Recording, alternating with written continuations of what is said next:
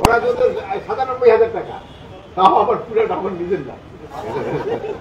আচ্ছা, আর কোনো কিছু? হ্যাঁ, ডিসকাউন্ট না, ছোটটা কিনলে ডিসকাউন্ট। শোনেন, এখানে প্রতিবারের মতো এবারও ঈদের জামা এখানে সকাল ৭:৩০ হবে।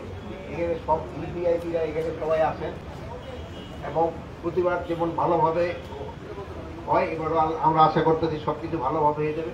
আইন শৃঙ্খলা বাহিনী পুরোভাবে এখানে নিরাপত্তা দেওয়ার জন্য তারা প্রস্তুত আছে, কোনো ধরনের কোনো অসুবিধা নেই।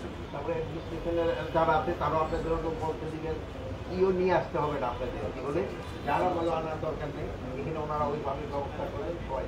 তখন আল্লাহর কাছে খালি দোয়া করবেন যে ওই সময় বৃষ্টি না হয়, বৃষ্টি হলে কি অসুবিধা হবে, বৃষ্টি হলে জামাত আমার বাইতুল মোকাররম, এখানে একটা জামাতে হবে আর বাইতুল মোকাররমে আপনি ধরেন ওখানে ৮টায়, তারপরে ওই একটা একটা করে হইতে থাকে প্রায় মনে ১২টা পর্যন্ত মনে তারা করতে থাকে।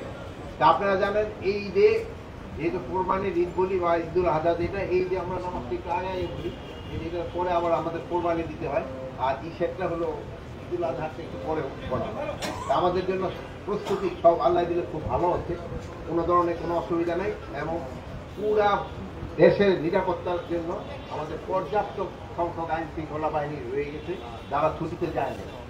আমি দেখলাম আপনারাও ছুটিতে যান নাই, আপনারা আমাদের সাথে সামিল হয়েছেন, আপনারাও ছুটিতে যান নাই, এরকম আমাদের এরাও ছুটিতে যায় নাই, যেন সবাই নিরাপত্তা থাকে।